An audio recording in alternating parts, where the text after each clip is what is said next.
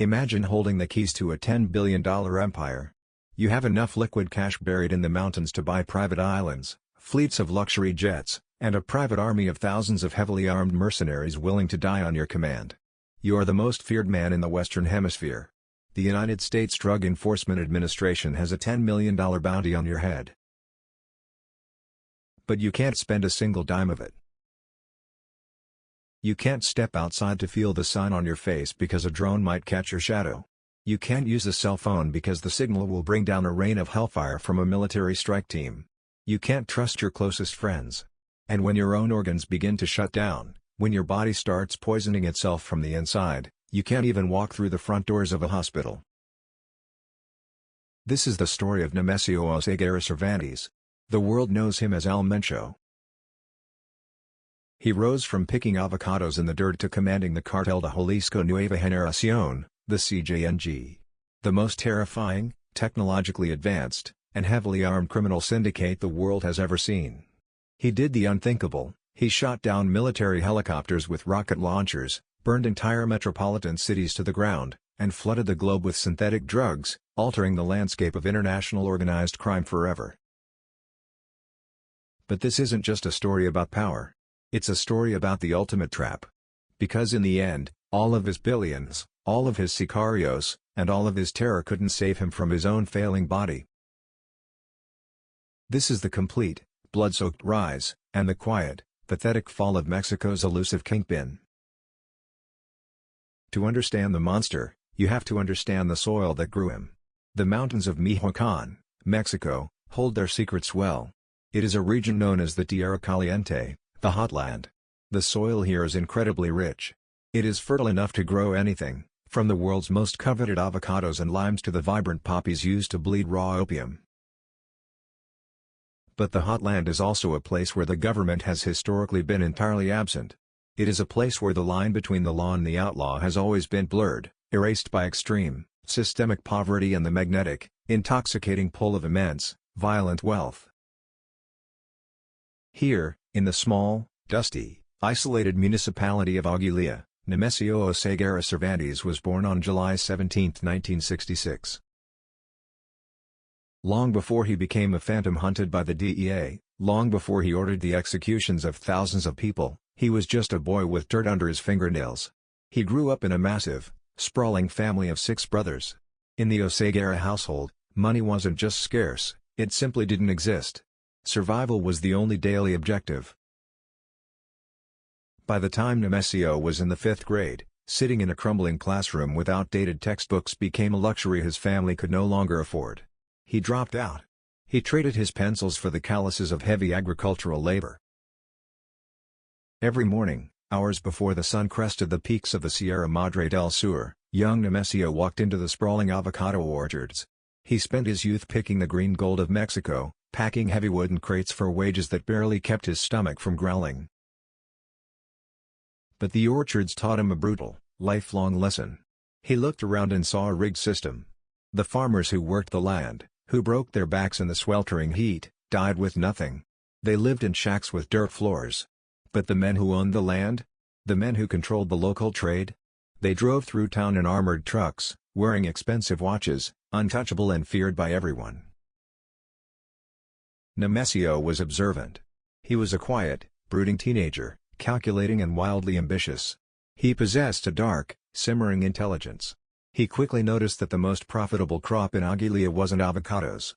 It wasn't limes. It was marijuana. By his early teens, he made his first pivot. He stopped packing legal fruit and started guarding clandestine marijuana fields hidden deep within the mountain canopy. It was a dangerous job, requiring him to sit in the brush for days with a rifle, protecting the crops from rival gangs and military eradication patrols. It was his first true taste of the criminal underworld. But Nemesio realized something else very quickly. The local economy of Aguililla was too small. The bosses here were small-time warlords fighting over scraps. If he wanted to build an empire, if he wanted the armored trucks and the absolute power he saw in his youth, he had to look to the biggest market on the planet. He had to look north to the United States of America. In the early 1980s, joining a massive wave of migration, Nemesio crossed the U.S.-Mexico border as an undocumented immigrant. He was a teenager stepping into a foreign world. He had no formal education, he spoke no English, and he had no legal status. He was entirely off the grid. But what he lacked in formal schooling, he made up for with an unparalleled work ethic and a ruthless, cold-blooded drive to survive. He didn't stay in the border towns. He pushed north, settling in California and navigating the sprawling, chaotic streets of the San Francisco Bay Area.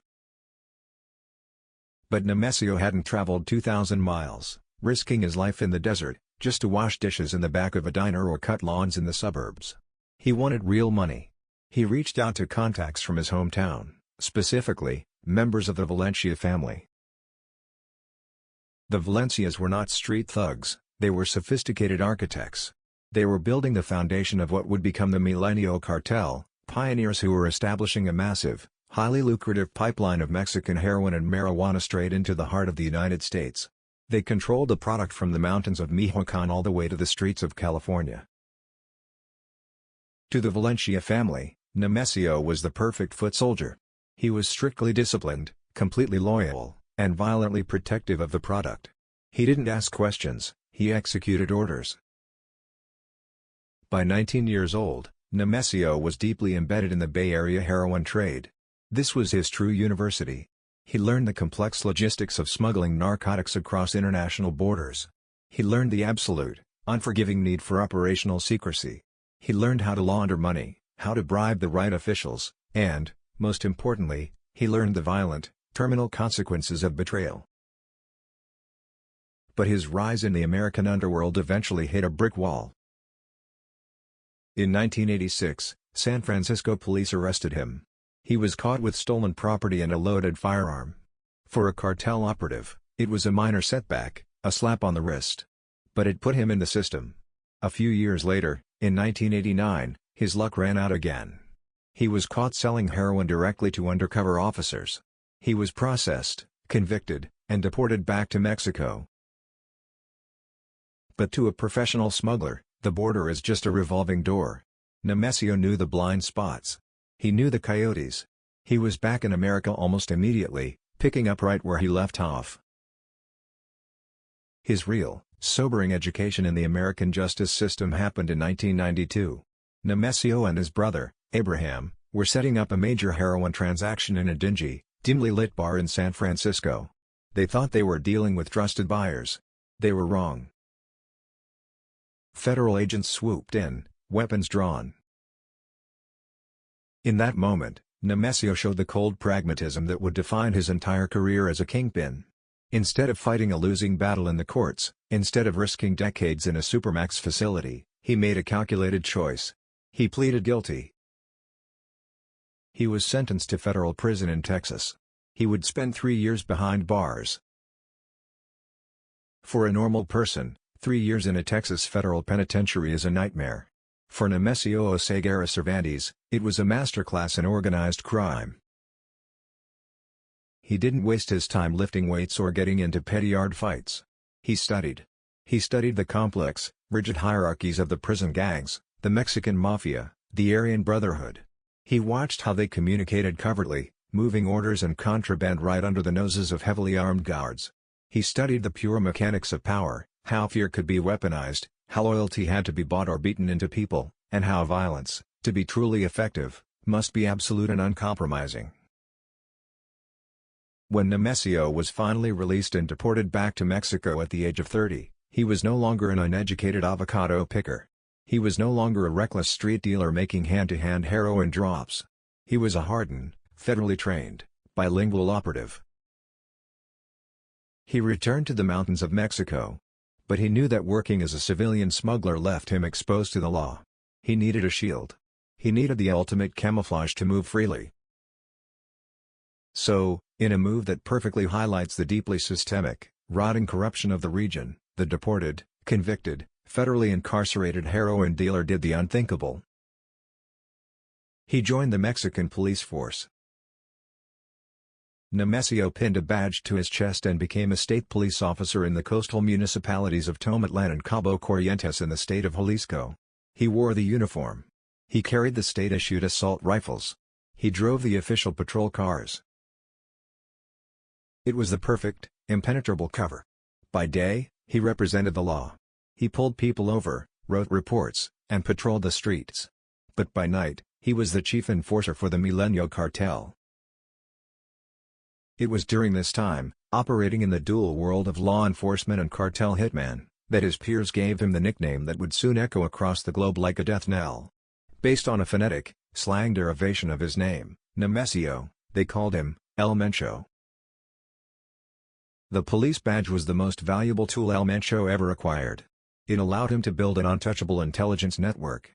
He learned the enemy's playbook from the inside out. He learned exactly how law enforcement tracked targets, how they wiretapped phones, and how they planned tactical raids.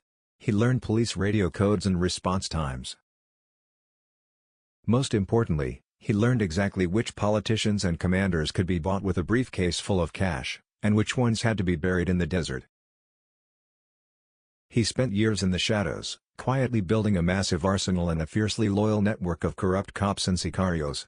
He was a predator, patiently waiting in the tall grass for the old bosses to fall. And fall they did. The Mexican underworld was about to explode into a bloodbath the likes of which the world had never seen. The early 2000s marked the end of the old cartel era. The days of gentlemen's agreements, where bosses divided territories with handshakes and operated with a twisted sense of mafia honor, were dead. A new, terrifying era of hyperviolence had arrived, ushered in by a syndicate known as Los Zetas. The Zetas were not farmers or street thugs. They were highly trained, elite former Special Forces operatives from the Mexican military who had deserted to form their own cartel. They brought military-grade tactics, torture, and a sadistic flair for violence to the drug trade. They solved territorial disputes by dismembering their rivals with chainsaws and tossing them into mass graves. To survive this apocalyptic new landscape, the Mencho Cartel knew they couldn't fight the Zetas alone. They forged a strategic alliance with the reigning superpower of the time, the Sinaloa Cartel, led by Joaquin El Chapo Guzman. Specifically, the Mencho Cartel aligned themselves with a Sinaloa boss named Ignacio Nacho Coronel, known on the streets as the undisputed King of Crystal. Nacho Coronel was a visionary. While other cartels were still fighting over dirt to grow marijuana and moving bulky shipments of cocaine, Coronel realized the future of the global drug trade was synthetic. The future was in laboratories. Methamphetamine was incredibly cheap to manufacture, highly addictive, generated astronomical profit margins, and didn't rely on rain, sun, or agricultural seasons. Coronel controlled the vital Pacific port of Manzanillo, where massive cargo ships brought in tons of precursor chemicals from Asia. El Mencho, having finally shed his police uniform for good, became Nacho Coronel's premier enforcer. He became the sword of the Sinaloa cartel in the state of Jalisco. Under Coronel's mentorship, El Mencho learned the intricacies of synthetic drug production. He saw the billions of dollars flowing through the super labs hidden in the mountains. But El Mencho was never destined to be a permanent subordinate. He was learning. He was preparing. In July 2010, the opportunity arrived with a thunderous barrage of military gunfire. The Mexican army, acting on intelligence, raided Nacho Coronel's luxury mansion in the upscale suburbs of Guadalajara. Coronel refused to be taken alive. He fought back and was killed in a massive firefight with the military. His death created a colossal, gaping power vacuum in the state of Jalisco. Without their kingpin, the local syndicates instantly fractured. The alliances shattered, turning the state into an absolute slaughterhouse as factions fought for control of the meth labs and the ports. The Mencho Cartel split into two violently opposed groups. One faction, known as La Resistencia, made a desperate, traitorous alliance with their former enemies, the brutal Zetas. The other faction was led by El Mencho. His enemies called him and his loyalists Los Torcidos, the Twisted Ones, accusing them of betraying their former bosses to the authorities to seize control. El Mencho didn't care about the insult. He didn't care about the old rules. He cared about absolute, undisputed dominance. El Mencho knew he needed more than just hitmen to win this war. He needed infinite capital. He allied himself with his brothers-in-law, an immensely wealthy, sophisticated, and deeply connected money laundering clan known as Los Queenies. Together, they formed the perfect criminal enterprise. Los Queenies provided the massive financial backing and the global business connections, while El Mencho provided the extreme violence and the tactical military strategy.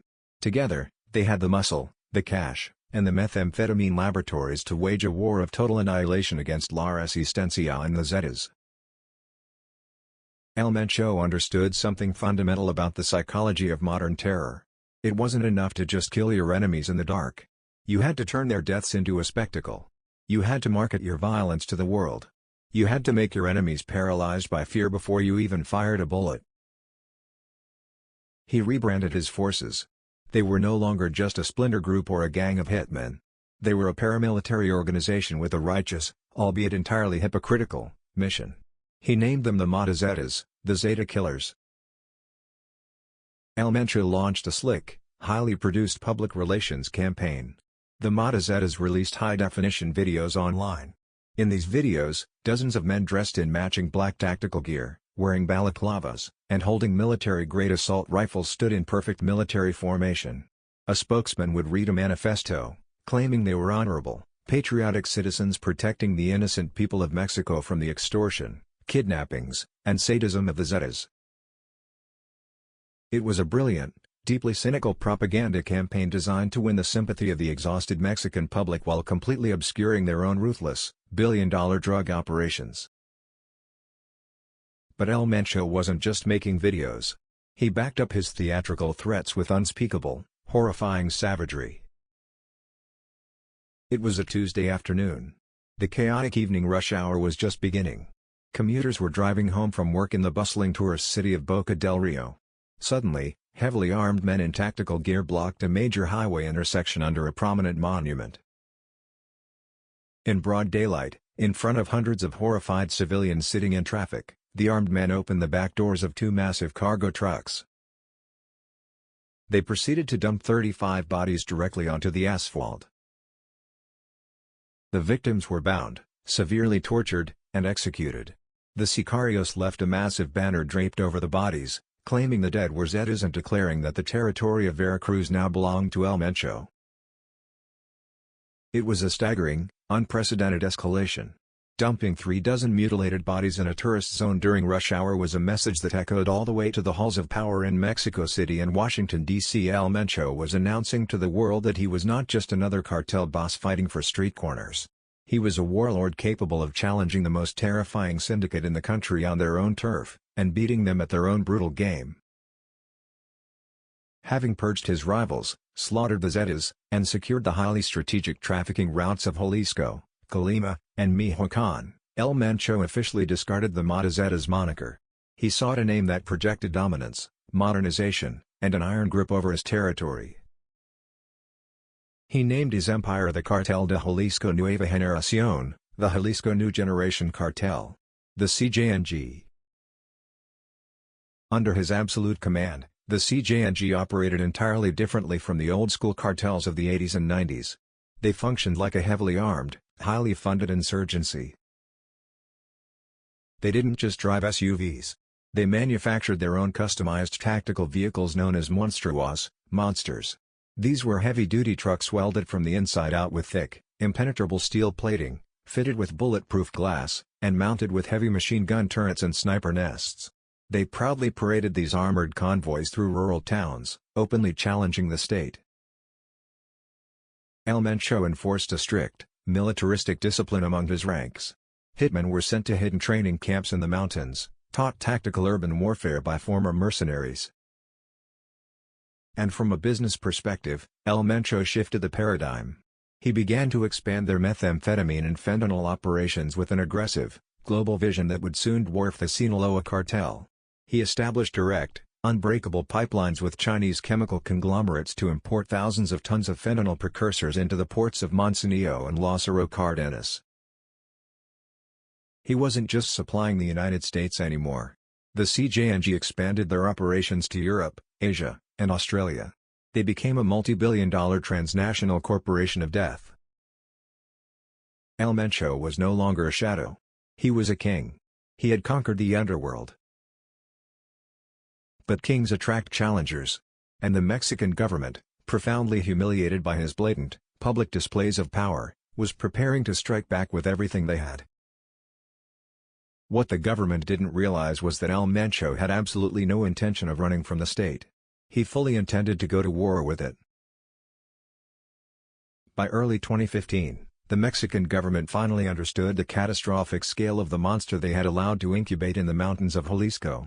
Mencho was commanding an army that possessed the tactical capabilities, the anti-aircraft weaponry, and the financial reserves of a small sovereign nation. The administration of President Enrique Peña Nieto was desperate to show the international community that Mexico was not a failed state. They made Mencho their ultimate, #1 target. The government launched Operation Jalisco, a massive, highly coordinated military strike designed to decapitate the CJNG in a single, overwhelming blow. The morning of May 1, 2015, began like any other in the rural, mountainous municipality of Villa Purificación. But the silence was soon shattered by the deafening roar of military aviation. The Mexican military moved in with devastating force. Elite paratroopers and special forces, supported by a massive fleet of armored transport vehicles and heavily armed Black Hawk and Eurocopter Cougar helicopters, descended upon the region. Intelligence had pinpointed this exact area as Mencho's heavily fortified hideout. The military commanders expected the standard cartel response, a brief, chaotic firefight followed by a mass surrender as the sicarios broke under the overwhelming, disciplined force of the state. They were profoundly, fatally mistaken. Mencho had anticipated the raid. His moles inside the government had likely tipped him off. He didn't order his men to scatter into the brush. He didn't order them to surrender. He ordered them to stand their ground, aim at the sky, and engage the Mexican military in open, conventional warfare. As an Air Force Eurocopter Cougar hovered over the dense forest canopy, carrying elite troops ready to repel directly into the cartel compound, the CJNG unleashed their counterattack. They didn't just fire AK-47s at the heavily armored chopper. From the ground, highly trained cartel operatives shouldered a Russian-made rocket-propelled grenade launcher. They took aim, and fired. The rocket struck the tail rotor of the Eurocopter with devastating precision, tearing the rear of the aircraft completely apart in mid-air. The massive helicopter instantly lost aerodynamics, spiraling out of control. It slammed into the earth in a massive ball of fire and twisted metal. 8 elite soldiers and a federal police officer were killed in the flaming wreckage. It was an unprecedented act of defiance. No cartel in the violent history of Mexico had ever successfully shot down a military aircraft in direct combat. The military was stunned, paralyzed by the sheer audacity and firepower of the cartel.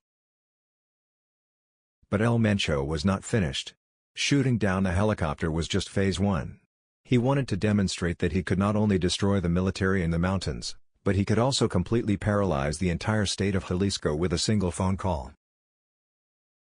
Within minutes of the helicopter crashing, Mencho issued an emergency order across his encrypted radio network. Instantly, the entire state descended into absolute, coordinated anarchy. CJNG operatives poured into the streets across the massive metropolitan sprawl of Guadalajara, Mexico's second-largest city, and its surrounding highways.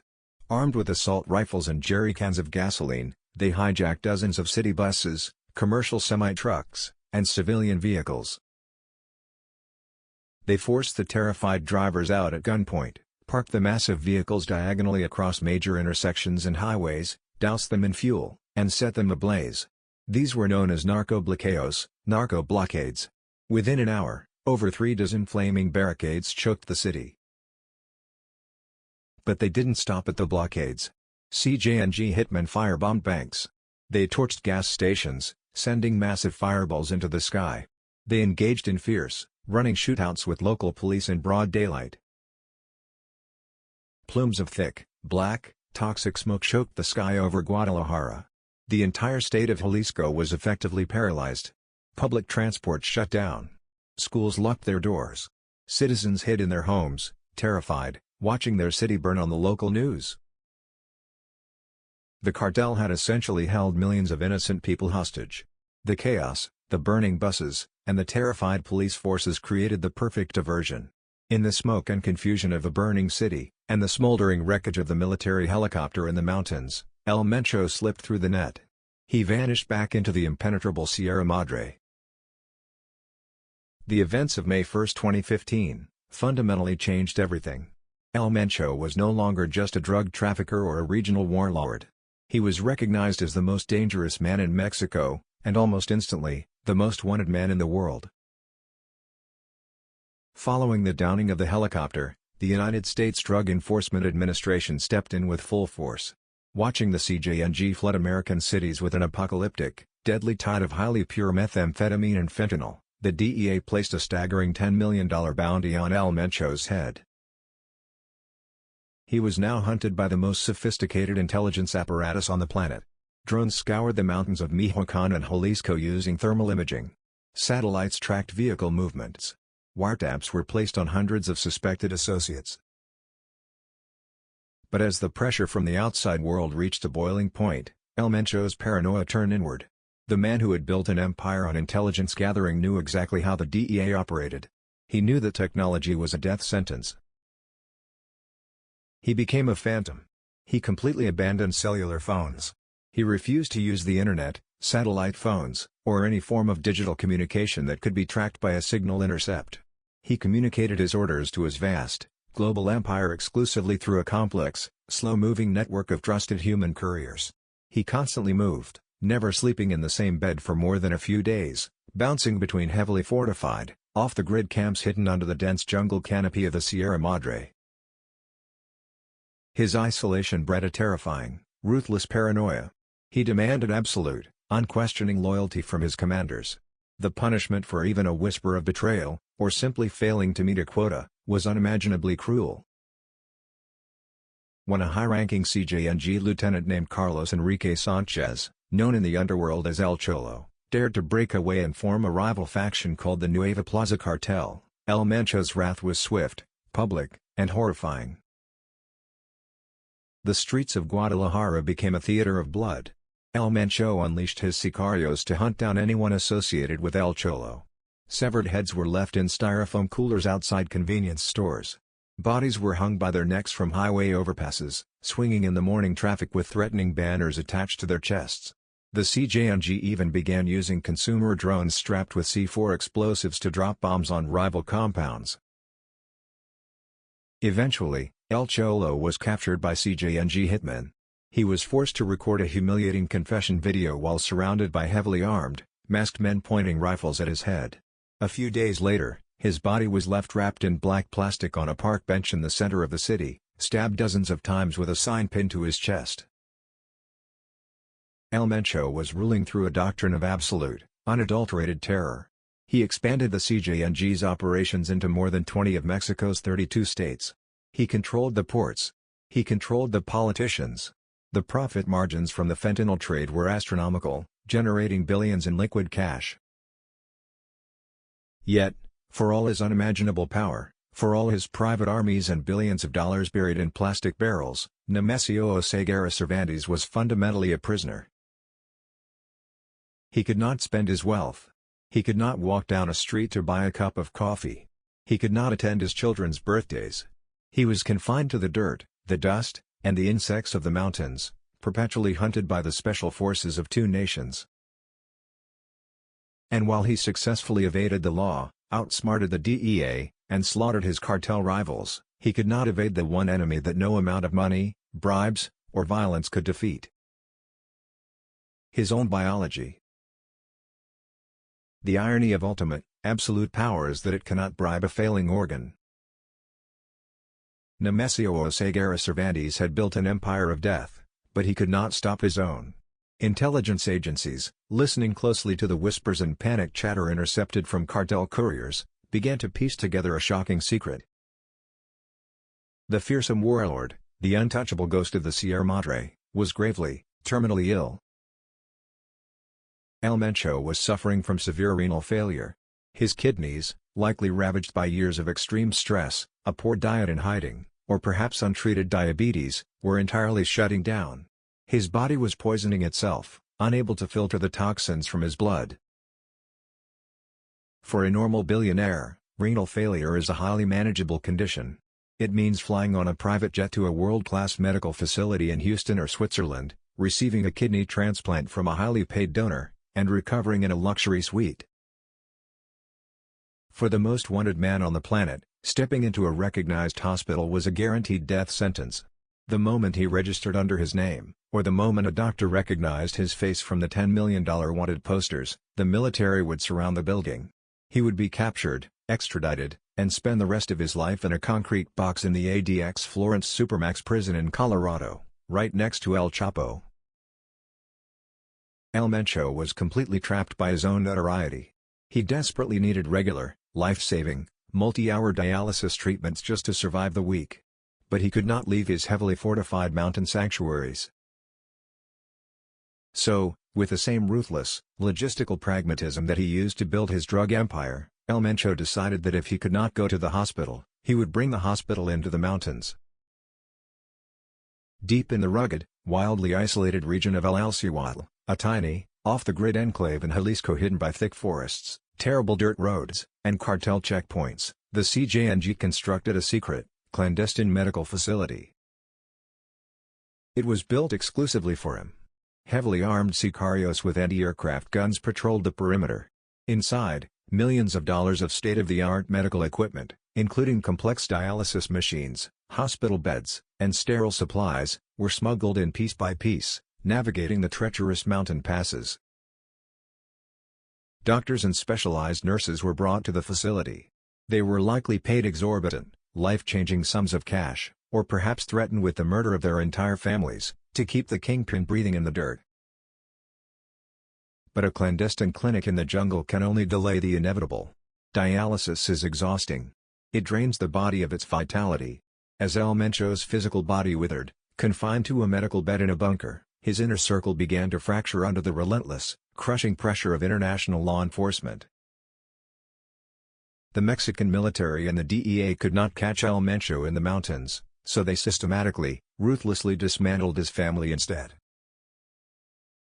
His son, Ruben Oseguera Gonzalez, known as El Menchito, the presumed heir to the multi-billion-dollar throne, was captured by the military, heavily guarded, and extradited to the United States to face life in prison. His daughter, Jessica Joanna, known as La Negra, was arrested in Washington, D.C., when she attempted to attend her brother's court hearing. She was charged with laundering her father's blood money through a complex web of tequila companies and sushi restaurants. Finally, the ultimate, devastating blow landed. His wife, Rosalinda Gonzalez Valencia, the financial architect of the CJNG and his partner since the 1980s, was apprehended by the Mexican military in a precision raid in Zapopan. El Mencho was bleeding out, not from a bullet, but from complete isolation. He was losing his family, his health, and his iron grip on reality. The man who had commanded thousands of men to burn cities to the ground was now weak, frail, and confined to a sterile bed, hooked to tubes and machines, staring at the ceiling of a hidden bunker while his life's work crumbled. The end of El Mencho did not come with the cinematic, blazing gunfire he had unleashed upon the world for decades. There was no glorious last stand. There was no dramatic shootout with the Marines, like his mentor Nacho Coronel. There was no televised capture, like his rival El Chapo. Instead, his demise was a slow, pathetic, and agonizing decay. According to massive intelligence leaks, DEA reports, and deeply sourced rumors permeating the cartel underworld, the machines finally failed him. His body, completely ravaged by disease and the unbearable, paranoid stress of a life spent perpetually looking over his shoulder, simply gave out. Nemesio Oseguera Cervantes, the poor avocado picker who sacrificed his soul to become the most terrifying drug lord of the 21st century, died quietly in a mountain bunker, suffocating on his own failing biology. The cartel went into an absolute panic. They went to desperate lengths to conceal his death from the world. They released old audio recordings, threatening enemies with his voice. They staged propaganda videos with men who had a similar build, hiding their faces behind ski masks, terrified that the confirmation of his death would invite rival cartels, like the Sinaloa faction, to instantly invade their territories. They understood a fundamental truth: the terrifying myth of El Mencho was the only thing holding their fractured, hyperviolent empire together. But a ghost cannot command an army forever. Without his iron fist to enforce discipline, without his terrifying reputation to keep lieutenants in line, the CJNG began to splinter. Regional commanders turned their guns on each other in a desperate, bloody scramble for the billions left behind. The violence he engineered outlived him, continuing to poison the soil of Michoacán, Jalisco, and the streets of America. In the end, the story of El Mencho is not a story of triumph. It is not a glorification of the outlaw. It is a testament to the absolute, hollow futility of the cartel life. He rose from absolutely nothing to conquer the underworld. He drowned his own country in blood, terror, and fire to build an empire of unimaginable wealth. But when the Reaper finally arrived, all of his billions in cash, all of his armored trucks, and all of his power amounted to exactly nothing. He couldn't buy his freedom, he couldn't protect his family, and he couldn't buy a single extra breath. He died exactly as he was born, hiding in the dirt of the Tierra Caliente,